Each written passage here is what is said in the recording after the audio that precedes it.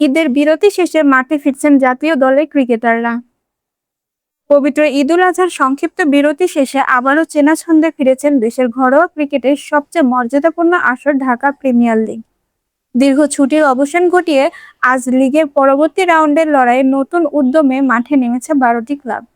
এবারের রাউন্ডের সবচেয়ে বড় আকর্ষণ বাংলাদেশ জাতীয় দলের তারকা ক্রিকেটারদের সরাসরি অংশগ্রহণ। অস্ট্রেলিয়ার বিপক্ষে আসন্ন গুরুত্বপূর্ণ ওয়ানডে এবং টি-20 সিরিজকে সামনে রেখে নিজেদের সেরা ফর্মে ফিরিয়ে আনতে জাতীয় দলের ক্রিকেটাররা ডিপিএল এর এই রাউন্ডে অংশ নিচ্ছেন। দীর্ঘ বিরতির পর ম্যাচের মূল ছন্দ ফিরে পাওয়া, ব্যাট বলের নিবিড় অনুশীলন এবং ম্যাচের পরিস্থিতির সঙ্গে নিজেদের মানিয়ে নেওয়ার জন্য এটি ক্রিকেটারদের জন্য এক অনন্য ও কার্যকর প্রস্তুতির মঞ্চ। একই সঙ্গে আসন্ন আন্তর্জাতিক সিরিজের কথা মাথায় রেখে জাতীয় দলের নির্বাচকরাও খেলোয়াড়দের বর্তমান পারফরম্যান্স ও ফিটনেস অত্যন্ত নিবিড়ভাবে পর্যবেক্ষণ করার সুবর্ণ সুযোগ পাবেন। শিরোপার রেস এবং লিগ থেকে অবনমন এড়ানোর কঠিন সমীকরণ মিলিয়ে বিরতির পর ডিপিএল এর মাঠে উত্তেজনা এখন কয়েক গুণ বেশি।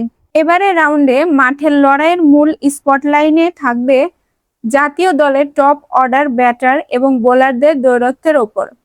ঈদের ঠিক আগে শেষ রাউন্ডে ঐতিহ্যবাহী আবাহনী লিমিটেডের হয়ে দুর্দান্ত একটি সেঞ্চুরি হাঁকিয়ে নিজের চমৎকার ফর্মে জানান দিয়ে রেখেছেন জাতীয় দলের ব্যাটসম্যান নাজমুল হোসেন শান্ত।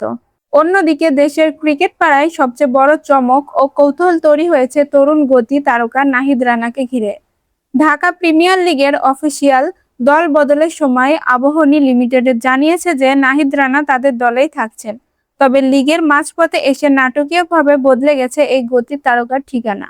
আবাহনীর চির প্রতিদ্বন্দ্বী মোহামেডান স্পোর্টিং ক্লাবের জার্সিতে এবার মাঠে কাঁপাতে দেখা যাবে এই গতি দানবকে।